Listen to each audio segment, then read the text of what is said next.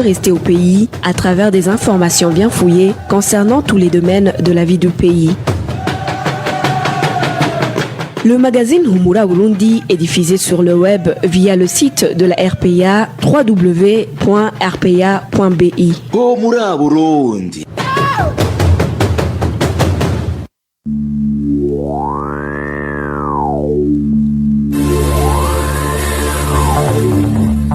À la présentation, Josiane Mouzaneza. Fabrice Ndemurukundo et Steve Niyungeko assurent respectivement la mise en onde et la prise d'image. Bonsoir amis fidèles de la RPA, bienvenue au magazine Humura Burundi de ce lundi 22 mars 2021. Donc voici les principales articulations.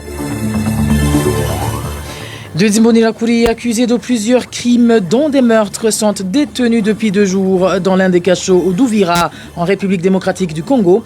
Travaillant pour le compte de la documentation burundaise, ils ont été appréhendés alors qu'ils s'apprêtaient à commettre un vol à main armée.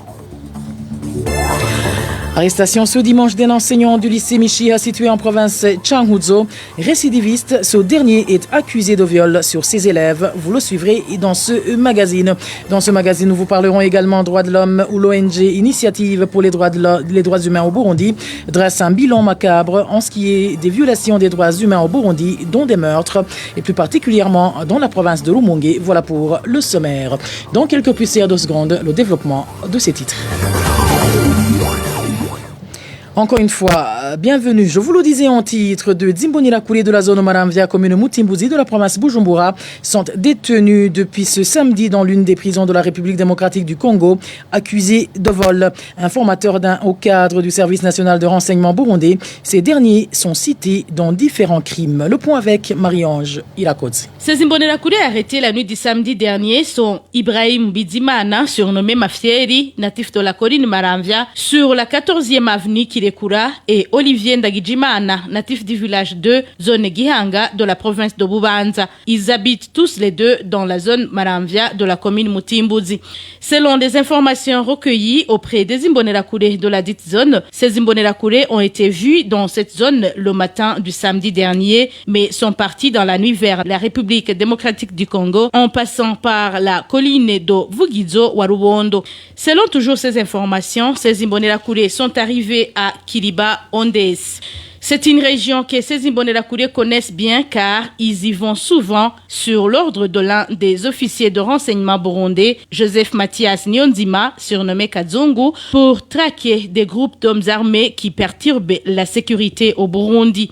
Ces informations indiquent également que ces Imbonerakure travaillent comme des informateurs de Kazungu qui leur donnent tout l'équipement nécessaire composé de fusils et des tenues militaires pour se déguiser. Les informations qui font état de leurs arrestations dans la localité d'Uvira en possession de grenades ont été propagées dans des groupes de Bagumyabanga de la commune Mutimbuzi dans la nuit de samedi. Ibrahim Bizimana, surnommé Mafieri, et Olivier Ndagijimana, arrêtés avec leurs complices congolais qui les hébergeaient, sont accusés de vol à main armée.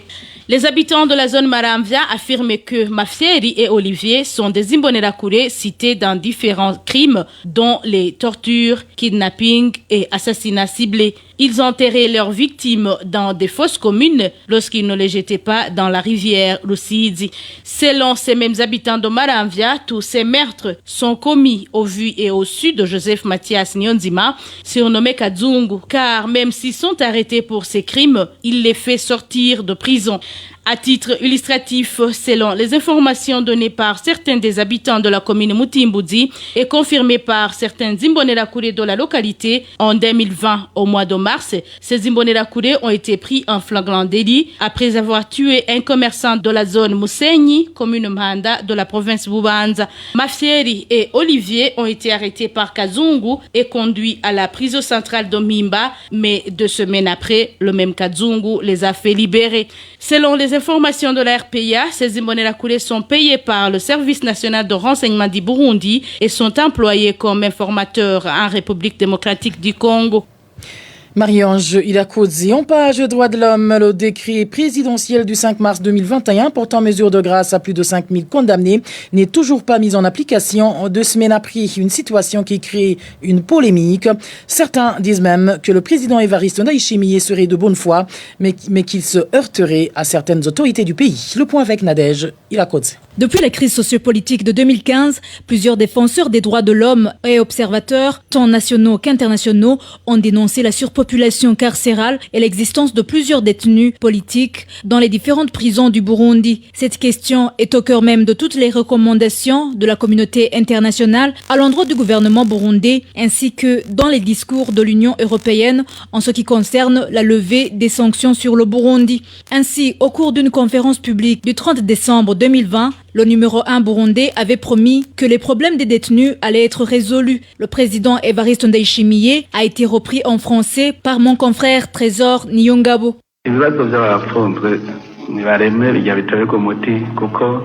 Que les prisonniers soient tranquilles.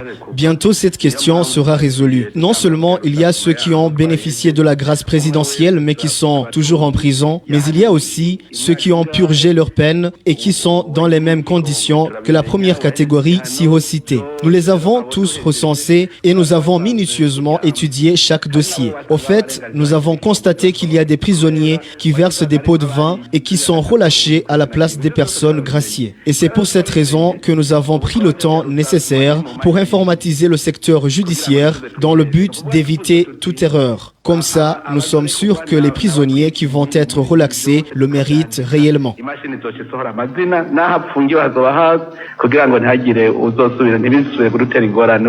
Cette promesse a été concrétisée par le décret présidentiel sorti le 5 mars 2021 par lequel le président Ndayishimiye a gracié 5255 condamnés. Au moment où ce décret a pour effet immédiat, 2 semaines viennent de s'écouler sans que cette mesure soit mise en application. La non-application de ce décret présidentiel suscite ainsi une grande polémique au sein de l'opinion. Certains évoquent que les durs du régime auraient refusé la mise en œuvre de ce décret. D'autres, plus sceptiques, pensent plutôt à une opération de séduction de l'Union européenne par le régime du parti CNDD-FDD en vue de la levée des sanctions qui pèsent encore sur le Burundi. Cette deuxième catégorie de personnes s'appuie sur le fait que l'institution présidentielle reste seule à avoir le dernier mot. Toutefois, d'après le ministère de la Justice, la non-application de cette grâce présidentielle s'explique par une correction en cours des erreurs constatées. Et sur ce, d'aucuns s'interrogent alors sur la valeur du décret présidentiel et estiment qu'il aurait été abrogé par un autre décret présidentiel, ce qui n'est pas le cas. Pendant ce temps, les prisonniers bénéficiaires de cette mesure de grâce restent toujours sous les verrous. Merci à toi Nadège Ilakoudzi. À ce propos, la CAT Burundi regrette que ce décret tarde à être mis en application et cette ONG burundaise d'interpeller le ministre de la Justice de veiller et dans les meilleurs délais à son application pour éviter d'empiéter sur les droits des détenus. Suivez Maître Jean-Claude Nibouloumoussi, chargé des questions juridiques au sein de la CAT Burundi. La CAT Burundi s'était réjoui d'apprendre qu'en date du 5 mars 2021, le président de la République a rendu public un décret portant mesure de grâce à travers lequel un bon nombre d'autres détenus devraient en bénéficier. Mais nous sommes profondément choqués que sa mise en exécution tarde à venir alors que, en son article 10, le dit décret précise bien que sa mise en exécution doit être immédiate. Il s'y est de rappeler que ce décret est le résultat d'un processus entamé en mi-décembre 2020 par un recensement des détenus organisés dans toutes les prisons établies sur le territoire du Burundi. Ce dernier avait pour objectif d'identifier tous les détenus et l'état de leurs dossiers carcéraux et en fait de fixer les critères objectifs de leur libération sans qu'il y ait erreur observée dans le passé. Et le décret du 5 mars 2021 a finalement confirmé que le processus enclenché au milieu du mois de décembre est arrivé à son terme et que les critères étaient déjà définis et que même l'effectif des prisonniers qui devraient en bénéficier était déjà connu. Et cela s'explique par le fait qu'en date du 6 mars 2021, le directeur de la prison de Muramvya a appelé tous les détenus qui devraient rentrer le lendemain, le 7 mars 2021, par une libération qui sera mise en exécution par le ministre de la Justice. Ça a été de même à la prison de Gitega car la liste des prisonniers était déjà connue en date du 7 mars 2021. Au regard de cette tergiversation sans fondement, ACAT Burundi considère qu'un jour de plus de la mise en œuvre de la mesure est une violation grave des droits humains car le détenu bénéficiaire est pour le moment détenu sans titre ni droit. Il se trouve par conséquent en détention arbitraire prohibée par la loi fondamentale et les textes juridiques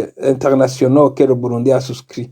S'il y avait une justice indépendante, les détenus pourraient même saisir la justice pour détention arbitraire. ACAT Burundi recommande donc au ministre de la Justice de se ressaisir afin d'accélérer le processus et libérer dans les brefs délais tous les détenus bénéficiaires de la grâce présidentielle dans l'intérêt de la justice et des justiciables.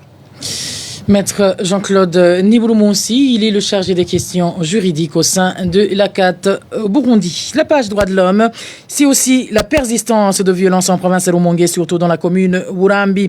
Contrairement aux 7 autres provinces infiltrées par des groupes armés en août dernier, cette localité enregistre encore plusieurs actes de torture et meurtres commis au nom de la sécurité, mentionne le rapport de l'Initiative pour les droits humains au Burundi, et les auteurs qui se recrutent parmi les agents des forces de l'ordre et de sécurité jouissent d'une impunité. Inès Gakiza nous fait le point. Deogracias Nyongabo, son frère Egide Sindaigaya et Prote Nyungeko sont tous morts au mois de janvier cette année alors qu'ils avaient été interpellés par les forces de l'ordre du pays.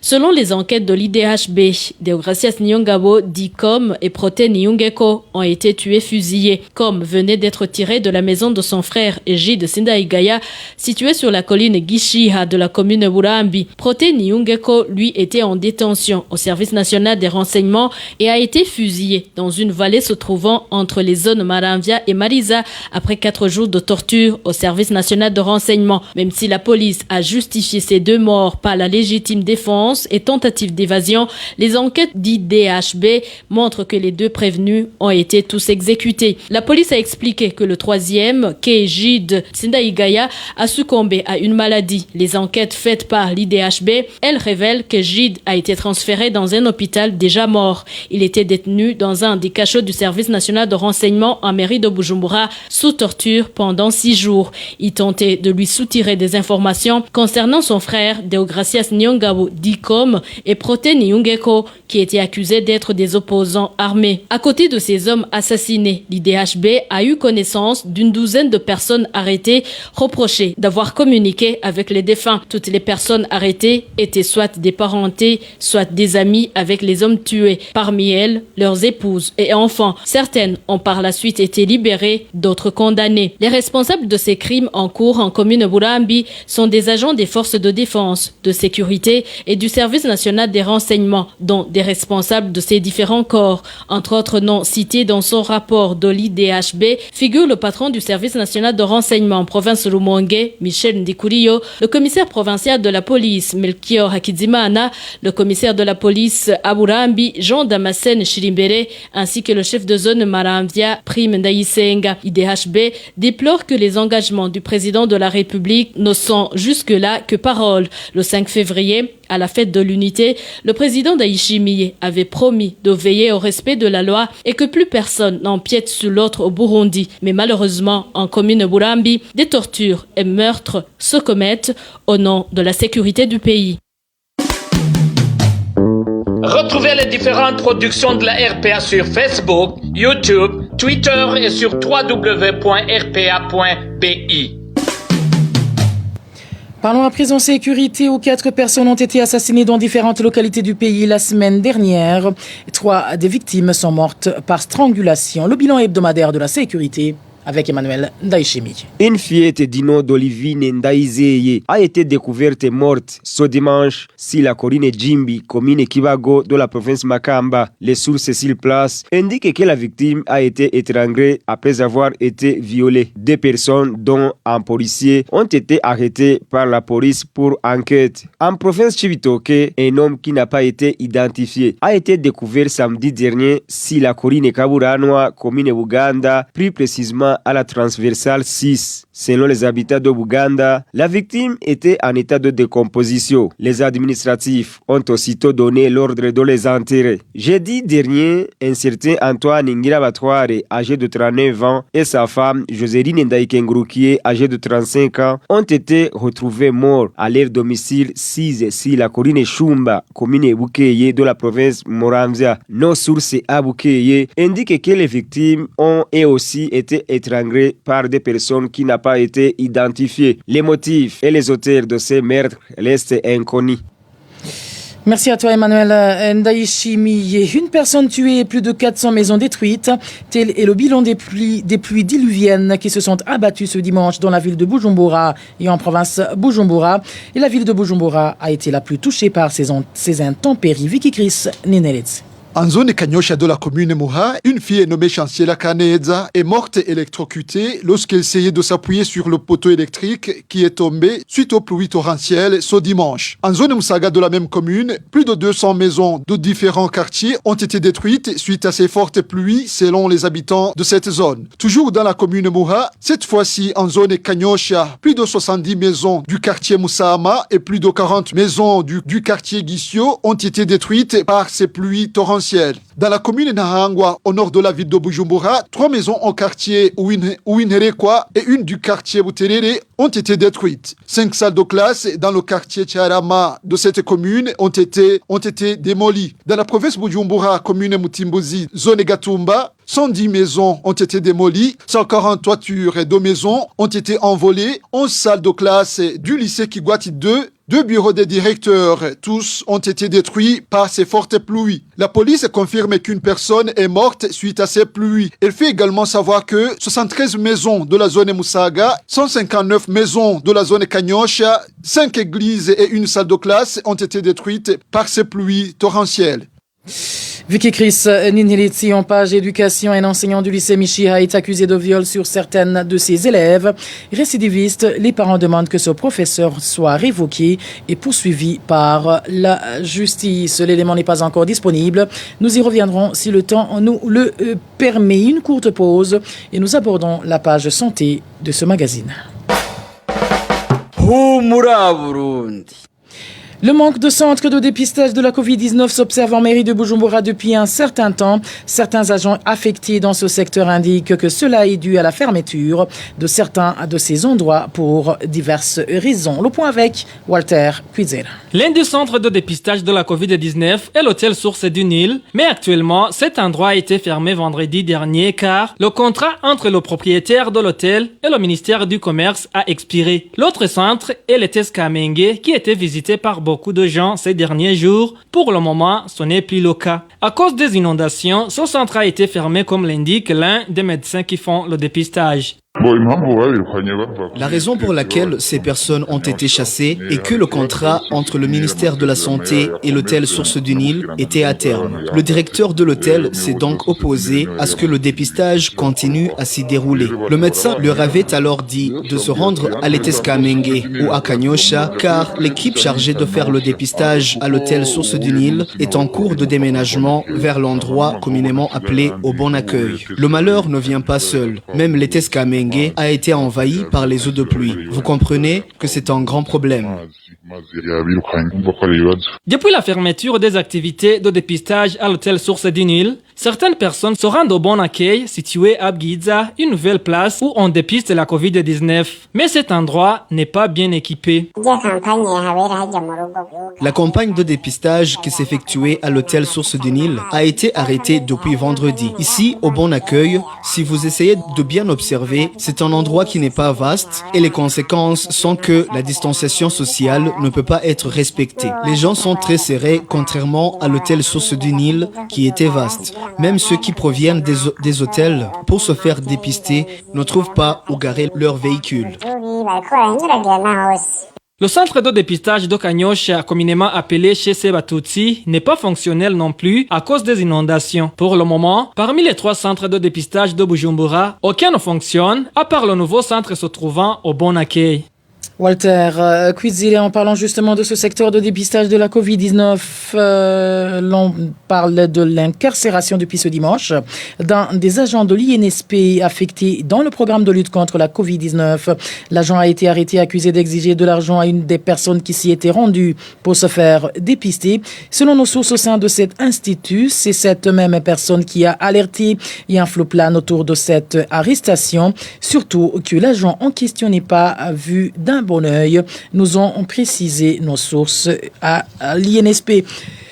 Et toujours en page santé, le ministre de la Santé est accusé de mauvaise gestion des biens du ministère. L'accusation vient des syndicats SINAPA et SNTS. Dans une conférence de presse animée conjointement par les deux syndicats, ils sont revenus sur la tentative du ministre de privatiser toutes les morgues du Burundi, ainsi que sur la gestion opaque des fonds alloués à la lutte contre la Covid-19. Je vous propose d'écouter Mélance Hakizimana, le président du SINAPA. La gestion des biens publics. Quant à la gestion des biens publics, 2 points ont attiré l'attention des deux syndicats. Le premier concerne la tentative de privatisation de toutes les morgues publiques du pays à travers la convention qu'il a signée avec la GEMOF Burundi et dont vous avez pu suivre les conséquences ces derniers jours à travers les réseaux sociaux. Bien que le ministre n'a pas réagi à notre correspondance, nous avons constaté à travers une correspondance adressée à la primature en réaction à la nôtre et dont il ne nous a pas réservé une copie, qu'il aurait résilié unilatéralement son contrat avec AGEMOF. Comme il a coupé la voie du dialogue direct avec les représentants syndicaux, nous n'avons jamais été copiés, alors que ça aurait résolu ce problème. Le second point concerne les inquiétudes des syndicats SINAPA sur la gestion des fonds Covid-19. Quand nous avons observé des lettres du directeur général des ressources au ministère de la Santé publique et de la lutte contre le sida, qui demandaient des informations aux responsables des services qui ne sont pas sous ses responsabilités. Il leur demandait des informations en rapport avec la gestion du carburant et des véhicules du Covid-19, alors que tout ce qui est matériel et humain est géré par ces services. Et heureusement, avec la lettre qu'on a adressée à la primature, on s'est vite dépêché à payer les arriérés des primes des membres des équipes d'intervention rapide contre le Covid-19.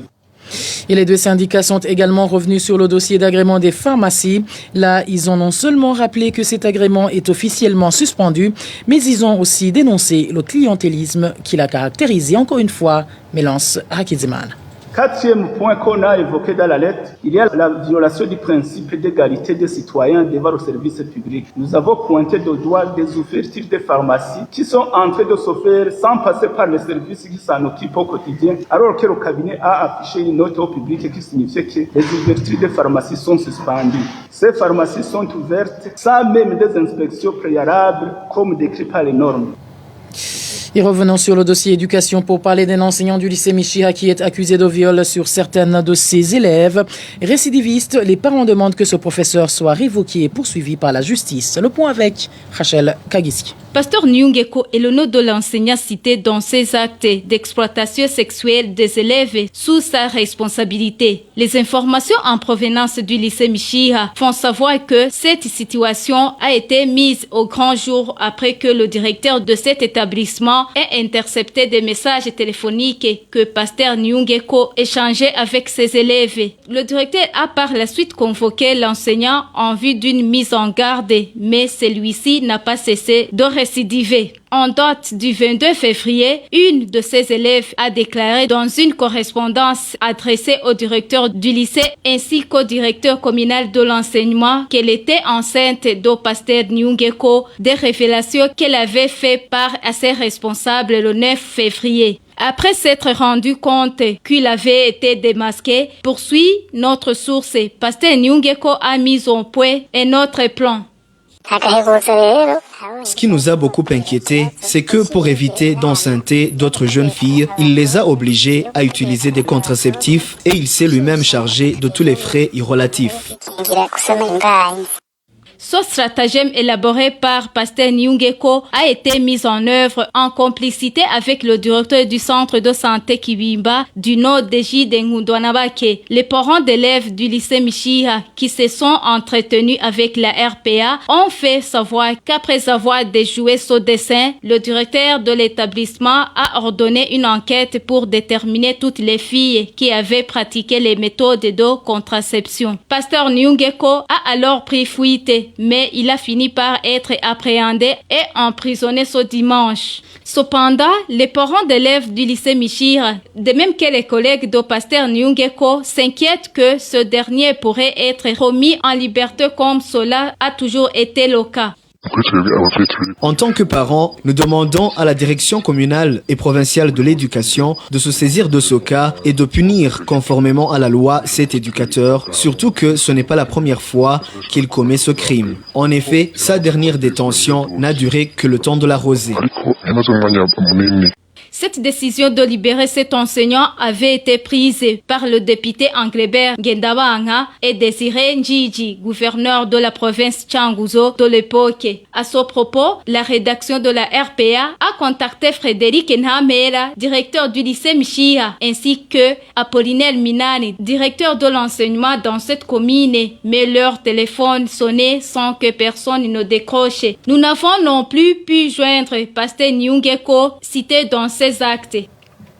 Merci à toi, Rachel Kagiski. Le dernier dossier de ce magazine parle de société où ce lundi, le monde entier a célébré la journée internationale de l'eau. Une journée qui trouve bon nombre de Burundais confrontés à un manque criant d'eau potable, même si différents rapports nationaux et internationaux font savoir qu'un grand pas a été franchi en matière d'adduction d'eau potable. Les détails avec Éloge Divin Remesha. Ce plan national du développement en matière d'approvisionnement en eau montre que le taux de couverture en eau potable en milieu urbain s'est amélioré sensiblement, passant de 75% à 83% entre 2010 et 2013. Quant au milieu rural, le taux de couverture en eau potable a connu pour cette même période une légère régression suite à la croissance démographique plus rapide que celle des infrastructures. Il est passé de 63% en 2010 à 60% en 2013. En 2017, les statistiques de l'AMS et de l'UNICEF indiquent que 39% des enfants au Burundi n'ont pas accès à l'eau potable. La situation est telle alors que le droit à l'eau est explicitement reconnu dans la Convention relative aux droits de l'enfant. Le problème d'eau potable existe aussi dans les écoles. Le rapport du ministère en charge de l'éducation avec l'appui de l'UNICEF en février 2018 montre que sur plus de 5600 écoles, 3205 disposaient d'installations d'eau. Le plan national de développement de 2018 à 2027 révèle que le secteur de l'eau connaît des défis. Il s'agit notamment du manque d'investissement dans le secteur de l'eau potable, d'un personnel qualifié et suffisant et la libéralisation du secteur eau potable. Merci à toi, Éloge Divin Rimisha. C'est sur ce reportage que nous mettons un point final au magazine Humura Burundi de ce lundi 22 mars 2021. Merci à vous tous qui nous avez tenu compagnie. Merci à toute l'équipe rédactionnelle qui m'a aidé à collecter toutes ces informations. Sans oublier Fabrice Ndimurukundo qui en assuré la mise en onde et Steven Nyungeko qui était à la prise d'images. À la présentation de ce magazine, vous étiez avec Josiane Mozaneza. Excellente soirée chez vous.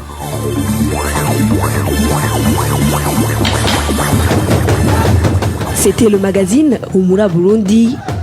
Un magazine comprend pour relier les Burundais en exil et ceux toujours au pays à travers une information de qualité.